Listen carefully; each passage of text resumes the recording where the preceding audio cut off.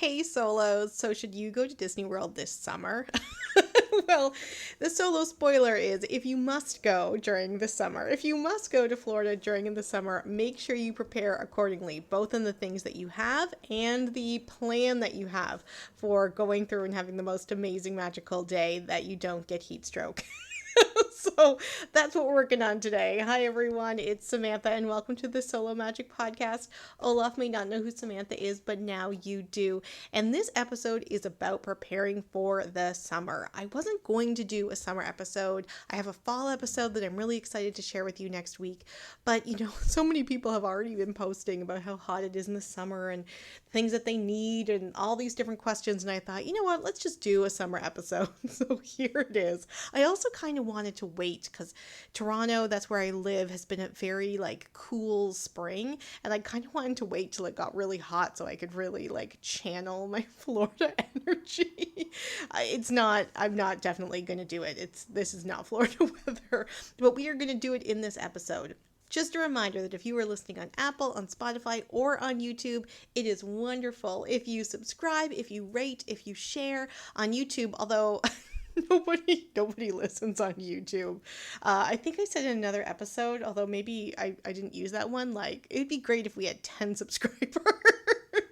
I mean, Apple and Spotify is great, but YouTube, it's harsh.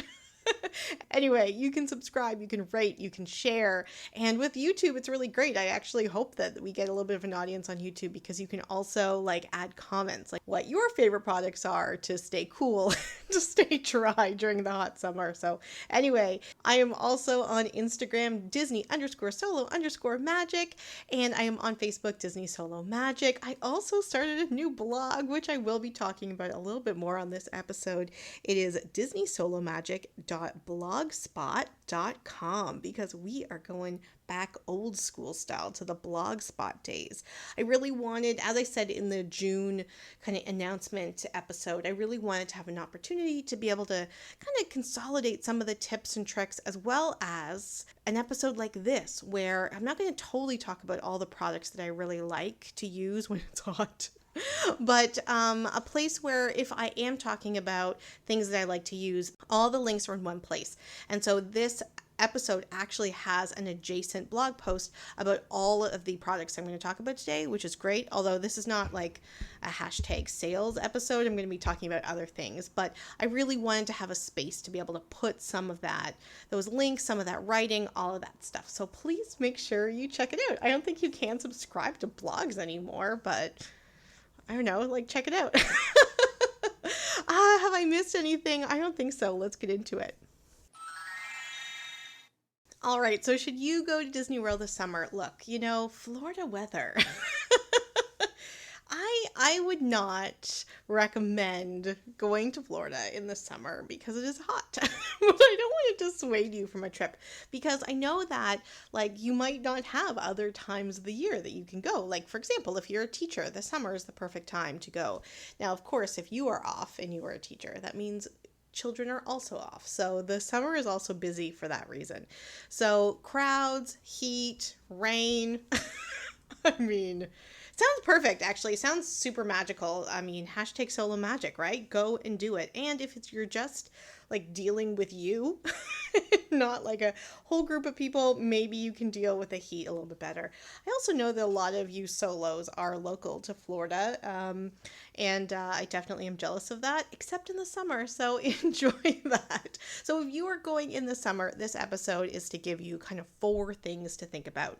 Now, of course, I'm going to go through all of them individually, but in sum, it is number 1, think about the different times of day and use those times of day the best way you can for you. Number 2, don't just think about going to Disney in the summer and staying at the parks. Think broader about your Walt Disney World experience. As I've said many, many times on this podcast, Walt Disney World Resort is the size of a city, so make use of all of those city amenities. Don't just spend your time in the parks. Number 3 is ensure you are taking care of yourself. And number 4 are make sure you just get what you need for both the heat and the rain. And maybe the tornadoes, and maybe the sun, and maybe the hurricanes, and all of the other crazy weather things. Oh gosh. All right. So let's get right into it. Now, first, I want to say that I am a person who doesn't, I don't want to say I doesn't like the heat. My body does not respond well to heat. So other people, if I'm, traveling with other people, they'll be like, oh, it's not too bad. And meanwhile, I'll be like dripping like a popsicle. So I feel like I'm very, very sensitive to the heat. And so when I'm telling you these tips, it's from somebody that doesn't necessarily want to melt like a popsicle. When I am out. So there you go. Now, I also have gone in the summer. As I've mentioned, I think a few times, my birthday is at the end of the summer. And I've been there for my birthday over the last couple years. And I don't know, I find like the end of August, I'm just like, well, it's almost fall. It is not almost fall according to the temperature, but it feels like it's almost fall. So I'm drawing on those experiences. This summer, I actually will get a chance, I think, to go a few times in the summer, and then I'll be able to test out all of these tips a little bit more. Maybe I'll do a postscript episode in like mid-August being like, oh God, remember when I said time of day? Just don't do it at all. Stay inside the air conditioning. The other thing I wanted to mention before I get into the tips is that, like, yes, we all know about the Florida heat and we all know about the Florida humidity. I assume I assume that is not news to you. But you need to remember that Florida is essentially part of the Caribbean, and just like a lot of Caribbean islands, it's going to rain every single afternoon at like 2 or 3 o'clock, and it's going to have a torrential downpour, and you're going to be like, where did all this rain come from? And I don't know, 45 minutes, an hour after that, it will be completely over. So when I'm talking about preparing for the summer weather, I'm not just talking about the sun, I'm not just talking about the heat, I'm not just talking about the humidity, I'm also talking about the rain. Now, a lot of people actually like to be at Disney in the rain because it does empty out.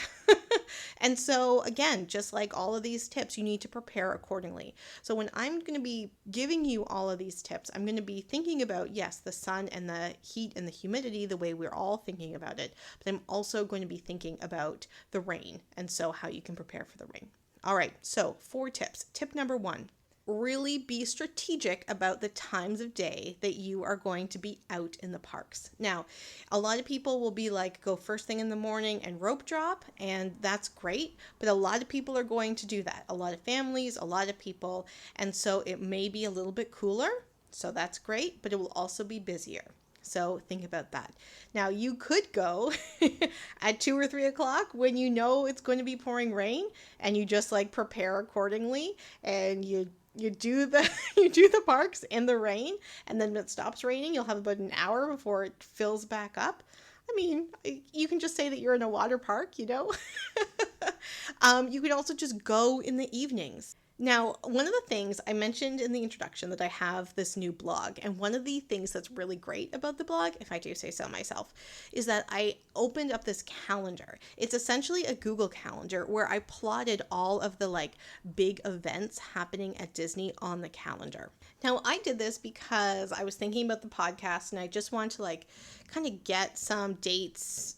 I just wanted to like figure out some of the things that were happening actually in the fall. And then I thought, oh, it'd be useful to do that for the summer.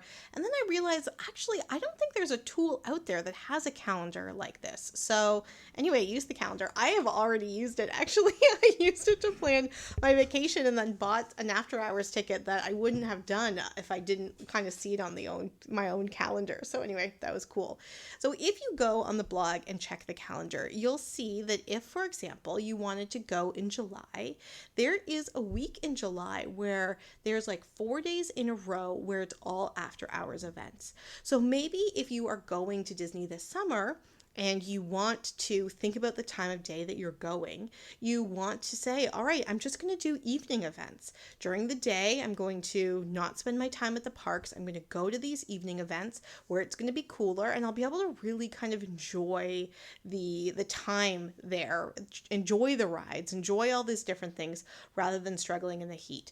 So when you're thinking about times of day, you can also take advantage of these kind of after hours events so that you can again go at night. So tip number 1 is thinking about the time of day. And again, like, I know when a lot of people go to Disney, especially for a solo trip, then you really want to make the most of your time in the parks. And that is definitely true. But sometimes it's quality over quantity. So don't think that you need to maximize your minutes in the park. Think about maximizing your time by, just like I said in the Magic Kingdom, Hollywood Studios, Epcot, and Animal Kingdom episodes, like finding, like prioritizing things that you want to do, finding time for rest, really appreciating the details. All of those different things make the most sense when you're going in the summer as well. So it's not just about quantity of time in the parks, but it's about quality of time. And if you think about the time of day that you're going, that will help kind of orchestrate or organize the kind of you versus the heat or you versus the rain. So that doesn't get in the way from those priorities. So when you're thinking about time of day, and remember I just said, like, just go at night. So then what do you do during the day? Well, that is tip number 2. So tip number 2 is don't just plan your trip around the parks. When you're going in the summer, you want to make sure that you're cool. You want to make sure that you have shelter, whether that's for air conditioning or to hide from the rain. And so going solo in the summer is a really, really excellent time to resort hop. Now, just a reminder, like if you're staying at the All-Star Resorts, that doesn't mean you can't go to the deluxe resorts and go get a drink at the bar or walk around the grounds. Like you can do all of those things. You can't swim in the pools or like use their gym facilities, but everything else is like open. So why don't you take advantage of going to the resorts and exploring them as a way to kind of fill up your day when you're there? I mean, I love exploring on my own. I think I mentioned in the very first episode that, like all these places are open for you, but when you're going by yourself, it's so much easier to be like, oh, I'm just like checking things out here, So don't worry about it. Maybe you're going to an after hours event at Hollywood Studios in one of the days in July. Well, why don't you go to Animal Kingdom Lodge?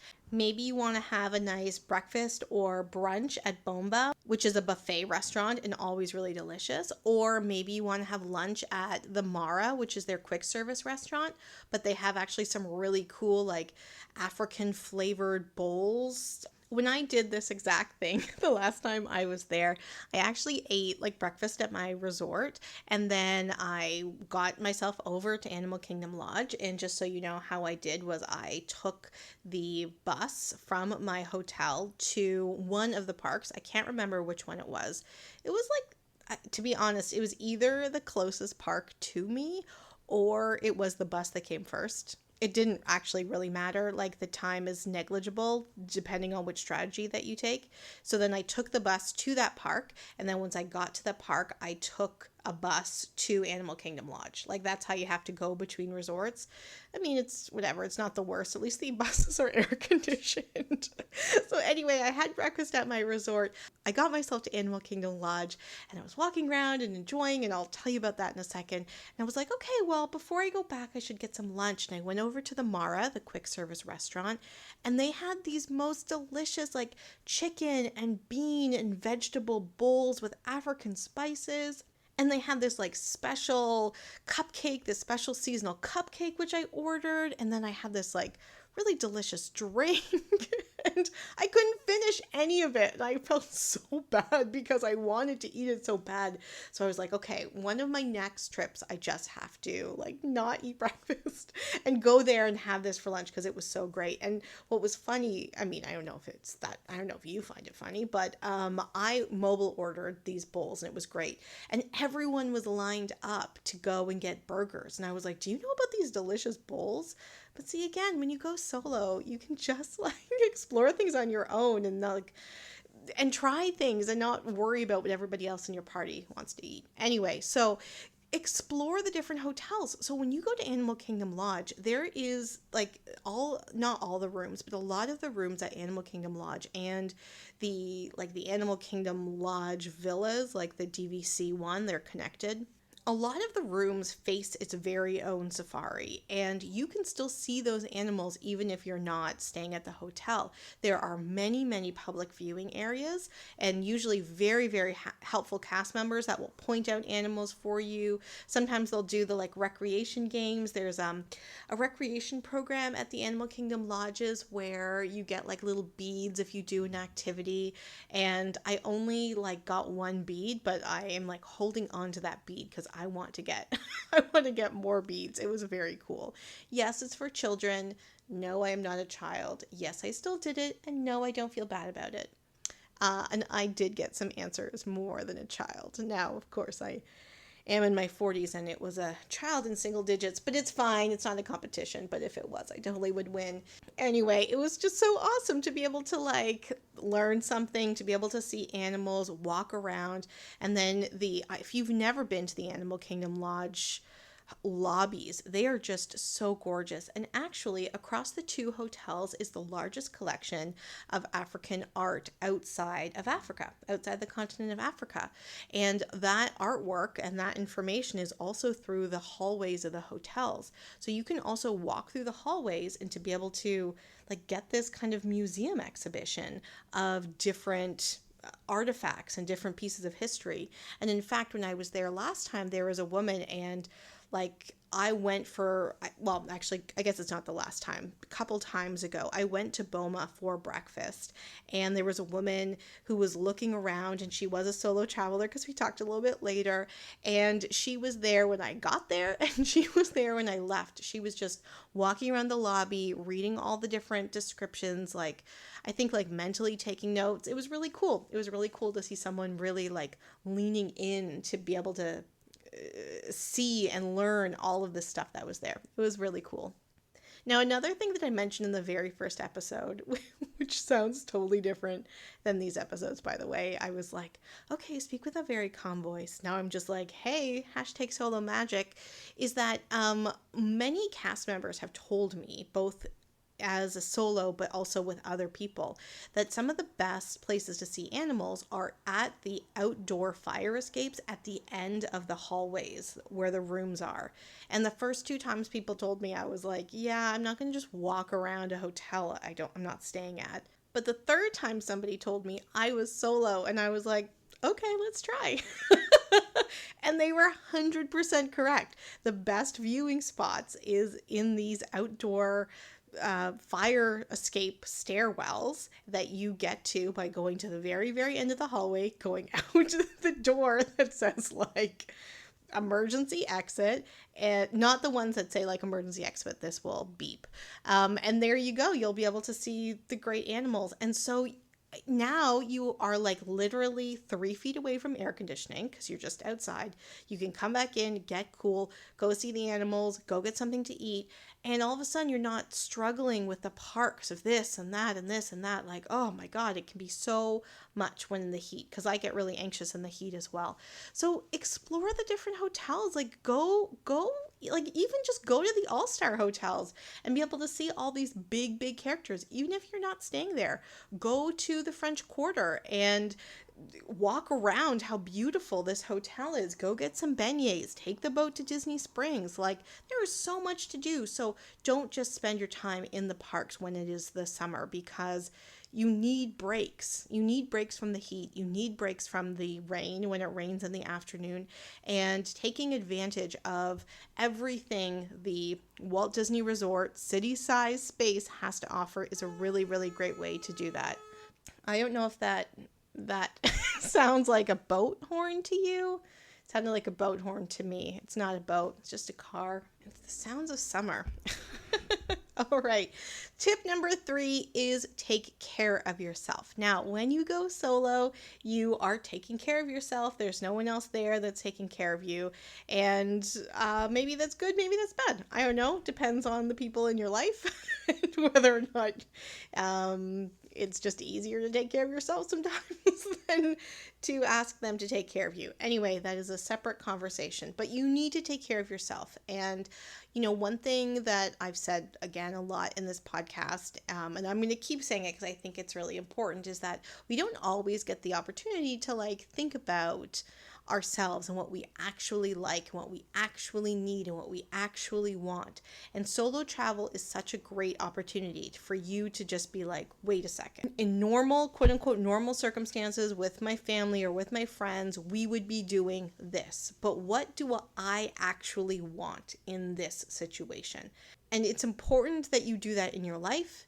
I think that solo travel, it's such a great opportunity for you to practice that as well, because you're not just deciding this is what I like or this is what I need, but then you can do it. And, for me, like I said, I'm not really great in the heat, so I'm constantly thinking about that. So when I say take care of yourself, this is one of those moments. What do you actually need? What do you actually want? And what should you be doing when there is environmental pressure that might not make you fully yourself? So I'm going to give you an example. One of the tips that you will hear a lot from people talking about summer travel is that you can go up to any food quick service restaurant and you can get a cup of water with ice for free and you don't need to pay for it. And so a lot of people will be like, here's a tip, don't buy bottled water, like just get this cold water. And that is a wonderful, wonderful tip. Definitely take advantage of that. However, I also know my body. And I know that if I get one of those cups of water, or even if I just get a bottle of Dasani water, that is not going to hydrate me the way I need to in the very hot, humid weather. I know that about myself. I know that I actually need a different form of hydration. So even though I don't drink Gatorade on a regular basis because I'm not an athlete, although I know people who aren't athletes also drink it, but I always associate it just with athletes. I will go and buy myself a Gatorade to make sure that I am getting the hydration that I know that I need. Like everyone's like, no, just take this free thing of water. People actually aren't saying that to me, but I know that that's a tip that a lot of people say. But no, actually what I need is I need to ensure that I have a different form of hydration. I really need to have that elevated form of hydration. I also personally, and I don't know if it's just the placebo effect, I also find that Smart Water is way more hydrating for my body than Dasani. Again, it could be the placebo effect, but that is just what I think that I need. And so I'll just say, again, a lot of people will say, here's a tip to save money. But you know what a tip to save money is? Just get what you need so that you don't then become in a dire circumstance and have to be, I don't know, one time when I was in Arizona, even though it's a dry heat, I was hospitalized because of overheating. So yeah, that's not fun. A bottle of Smart Water is much cheaper than a hospital visit. But here is a tip for buying bottles, like drinks in bottles, is that if you are an annual pass or a DVC member, if you buy those bottles at the gift store rather than in a quick service restaurant or in the food court at your hotel, if you're in a value or moderate hotel, you get the discount for your annual pass or DVC for that bottle of water, whereas you wouldn't get it at the food court. So when I was staying at French Quarter last time, rather than buy a Smart Water at the food court when I was getting my breakfast, for example, I walked over to the gift store, bought my bottle of water there, and then got 20% discount. And then when I was in Magic Kingdom, I walked into ye old Christmas shoppy and I got a bottle of water there or a Gatorade or whatever, and I got my 20% discount. So that actually is an excellent tip that you should definitely take advantage of. So take care of yourself. And that includes tip number 4, which is just get what you need. So things like blister band-aids, when you are taking care of yourself, that might mean that you need to get or bring products that will help support you in the heat, the humidity, and in the rain. And so that's tip number 4, get what you need. Now, like I said at the beginning of this episode, this is actually aligns with a blog post on this very, very topic where I'm listing some of the products that I find really, really useful when I am going to be in the parks and it's going to be really hot, whether that's in February, because it can be hot then too, or in July or in August or in December because it's still Florida. So let's talk about some of the categories of products and I'll let you know which ones I like the best. Now, obviously, you can get these products wherever you want. On the blog post, I have some links to Amazon and their affiliate links, just so you know. But I'm not sponsored by any of the products. But if but if Smart Water wants to send me a case of the cucumber mint Smart Water that I got in one place, which was the MCO airport, I would be happy to tell everybody how much I love it for the rest of eternity. I would, okay, so yeah. Okay, this is not all gonna be about Smart Water, but there was this bottle of Smart Water. And it was cucumber mint flavored. I got it at the MCO airport, and I was drinking it on the plane, and I was like, "Oh my god, this is so delicious!" And I was like looking around to tell somebody, like anybody cares about my own personal water preference. But there was this older man, and he was beside me across the aisle, and I saw that he had a bottle of water too. So at the end of the flight, I was like, "That's some good water, huh?" He's like, "Nah, I don't really like it. It tastes like cucumber." And he's like, "I'm just gonna throw the rest out." I was like, "Oh my god, you broke my..." And I've never seen it again. So Smart Water can send me a whole case of that. Anyway, let's talk about some other products. Number one, sunscreen. Now, I don't actually have a favorite, but as a woman of a certain age, I definitely use a different one on my face than I do on my body. And as a Canadian who, I guess actually this has nothing to do with being a Canadian, but because sometimes when I'm going, I'll just have my carry-on rather than a check-in. I don't always have like full products, like bottles of products. And so I will keep a small one with me so I can keep it in my purse, but I will also buy one when I'm at the hotel.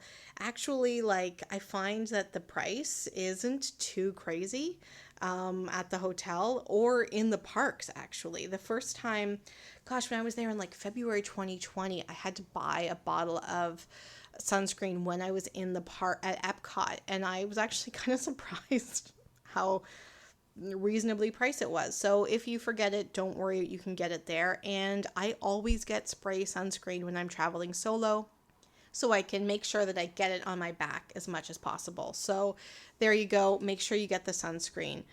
Make sure you have something to cover yourself from the sun. So whether that's a hat, a sunglasses, a UV umbrella, a parasol, or all four of those things, just get what you need. I have often bought hats when I'm at Disney because I was like, oh, it's fine, I'll just use my sunglasses. And then I get there and I'm like, no, I definitely need a hat.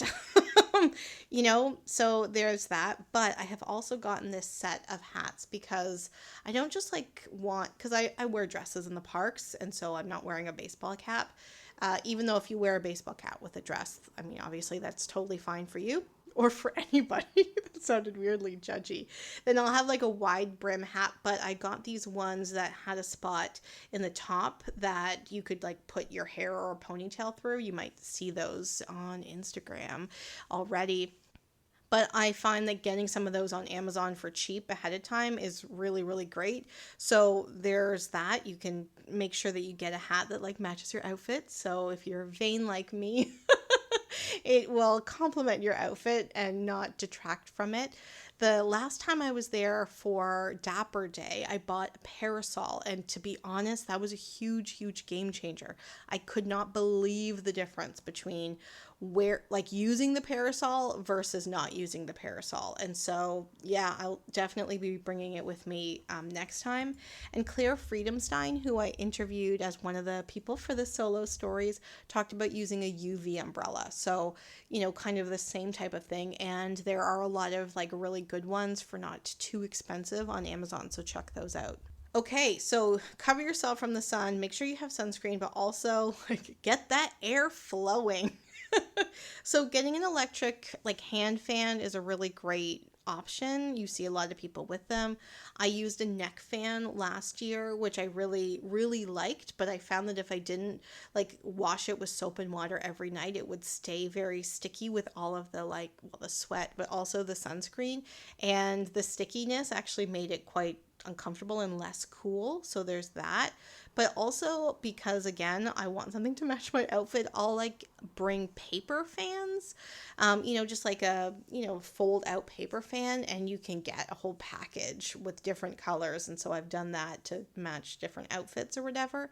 But all of those different fans are great options, and you can get them individually and use them all together, which you might need to do. Now, I'm going to just say this very nicely. There is an electric hand fan, so one that you hold, and it is pink and it has a round top. And I'm just going to say this very, very gently. They look like an adult toy when it's being used in front of your face, because the blades on the fan are going so fast that all you're looking at as somebody walking towards you is a person. And I've seen young women use these, so like a young woman holding up a cylindrical object to their face with a rounded top, and every single time I've seen it, I'm like, whoa, oh my god, oh, I see, it's a fan. Oh, she must not know what that looks like. Please do not get those. It's not a good look. It's really awkward. Anyway, so there's a couple different options for you. Now, obviously, you should be wearing deodorant. Now, I actually don't like the deodorant that they sell at the gift stores. I think it's a Degree, and what I find is that it takes up a lot of aromatic space. I feel like I can taste it, so I always, always, always make sure that I like throw in a couple deodorants because I don't want to like forget it. So every time I'm like, okay, I'll put it in here, and then I'm like, did I forget the deodorant? I put another one in, and then I get on the trip and I've like brought 3 deodorants. So anyway, make sure you have a deodorant.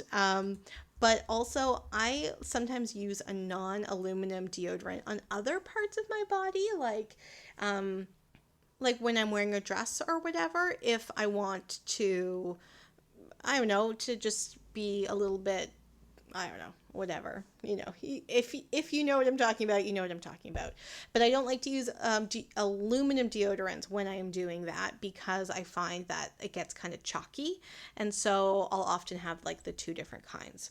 But baby powder is also really, really great option. And I've also used the Gold Bond powder that they sell at the gift store.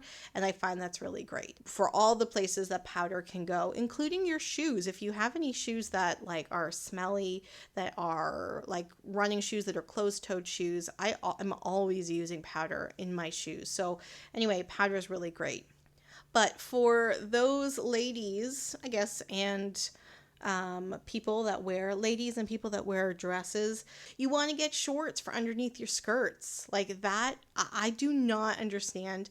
Sometimes when I see like people walk around, like women walk around the parks and they're wearing these tiny shorts and their thighs rub together, I'm like, how are you doing that? That's so uncomfortable.